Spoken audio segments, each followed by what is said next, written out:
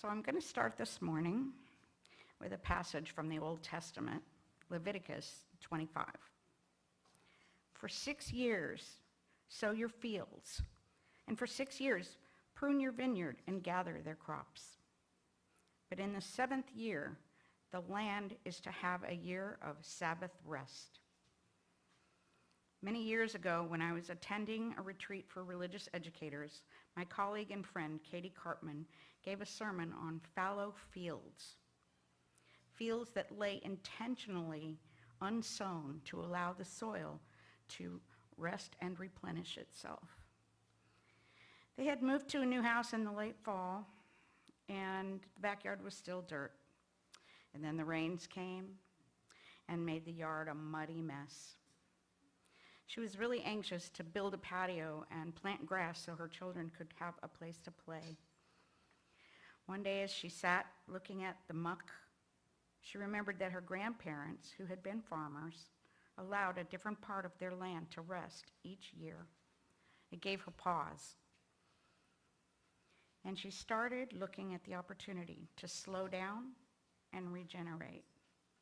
Her point was, there is value in taking time to not do. Fallowness does not mean nothing is happening. On the contrary, when we lie fallow, we allow ourselves to let ideas generate and take root. Fallow fields have a lot going on. John Dewey, the American philosopher and educator, said, like the soil, the mind is fertilized while it lies fallow until a new burst of bloom ensues. We often worry that we should always be doing something, that we shouldn't be wasting time. But just like Soraya and Kamal in our story today, if we overreach and try to do too much, things can fall apart, and then we aren't able to help anyone around us. Our congregation has accomplished many things over the past year, with inspiring worship programming, community outreach, a social justice presence, fundraising, and the somewhat tedious but important work that our Board of Trustees does. We have formed a thriving young adult group and many more accomplishments. But now, let's take a little time to lie fallow, rest, and renew. I'm going to leave you with this quote, and after this quote, we will have our meditation, and then we will have our burning bowl ritual. This quote is from Dr. Lee Richmond. Things happen when we slow down. We actually may be doing something very important when we stop doing anything at all.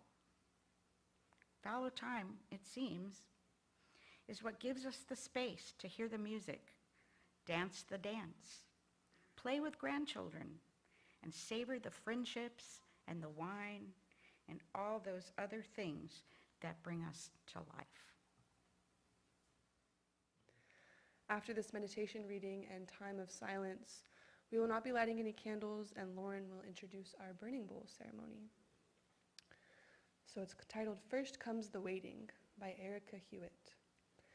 This is the season of endings and beginnings, when the small signs of dawn pierce through the night and something new is born. But first comes the waiting, first comes the lessons of endings and beginnings. The presence of life, the sheltering spirit of love, grieves with those sweeping up the debris of loss, waits with those who restlessly reach out for change, grants us courage in the night to guard each other's dreams for this holy, wondrous universe. Grant us, O universe unfolding in mystery, a sense of your timing. May we loosen our grip on that which doesn't serve us, leaving behind that which we have outworn and outgrown. Teach us the lessons of beginnings. Remind us that such waitings and endings may be a starting place, a planting of seeds which bring to birth what is ready to be born. Something right and just and different. A new song, a deeper relationship, a fuller love in the fullness of time. So our burning bowl ritual is a time to release what is not working for us and embracing what can work for us.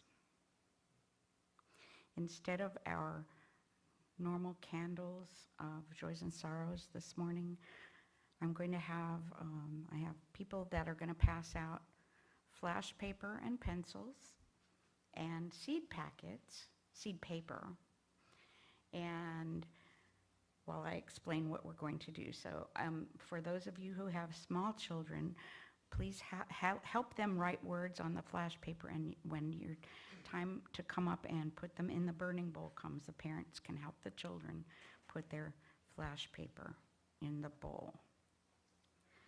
The new year calls us forward, filled with mystery. As we turn towards that new year, we take a final glimpse of the past year and reckon with all that it held for us. As the baskets move through the aisles with pencils and flash paper, flash paper is a very special paper that evaporates in the fire, leaving no ashes or residue. For those of you who are joining us online this morning, you may use any small piece of paper to write down words.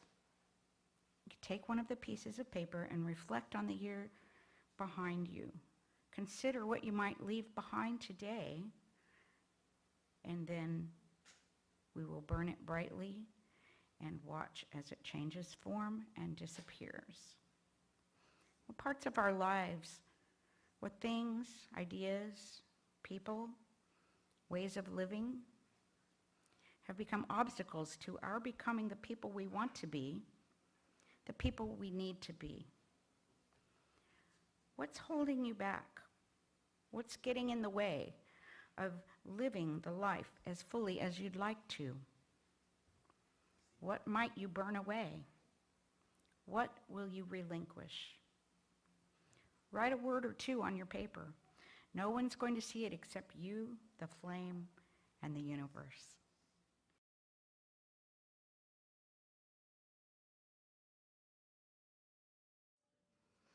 Well, that was invigorating.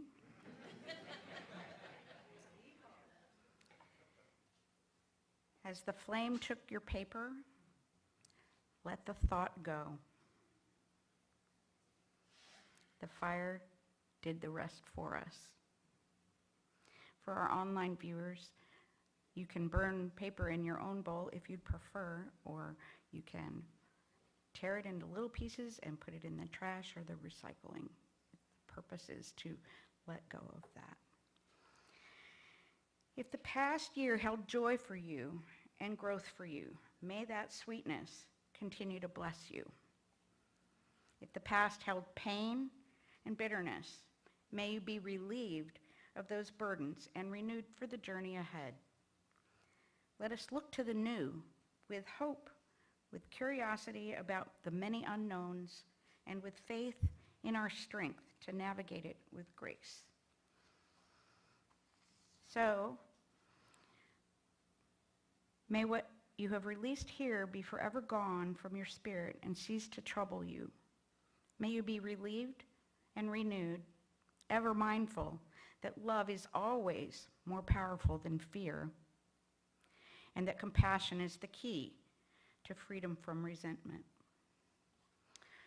And now, since you all still should have pencils and hopefully seed paper, I'd like to have, I'm going to actually read a little bit of, you saw the Reverend Dr. Sophia Betancourt, who is our Unitarian Universalist Association president. That story for all ages accompanies a sermon that she gave that could be presented to congregations around this time of year or any time of year.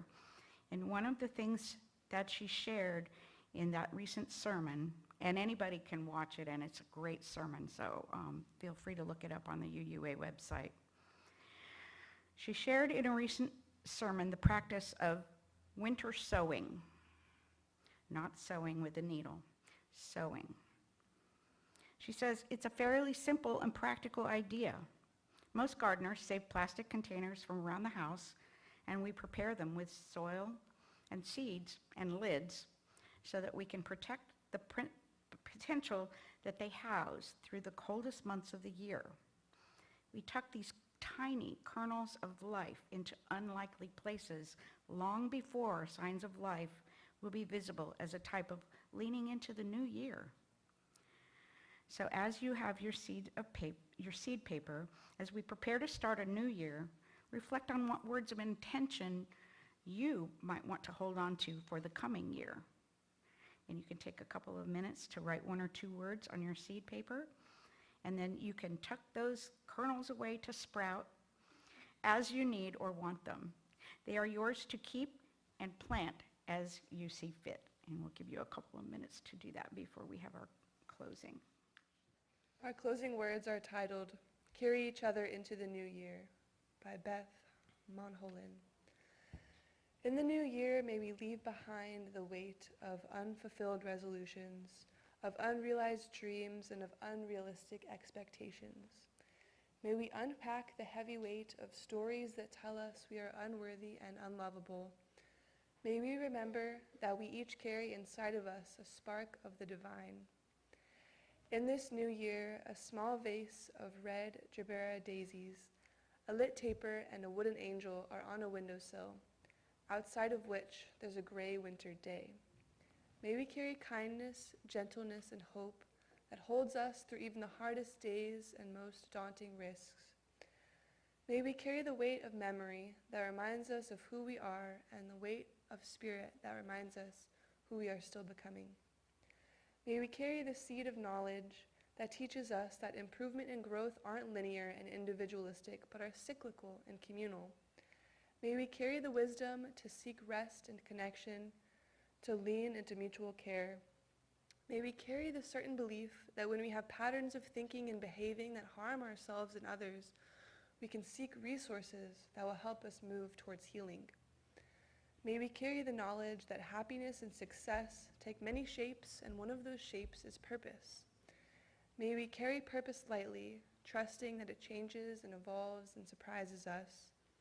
May we carry curiosity, wonder, and the ability to be surprised. This year, may we carry space for all of our flaws, all of our longings, and all of our love, remembering that the truly daring adventure of life is not to be better, better, best, but to show up wholly, authentically, loving as ourselves. May we carry these prayers and carry each other into the new year.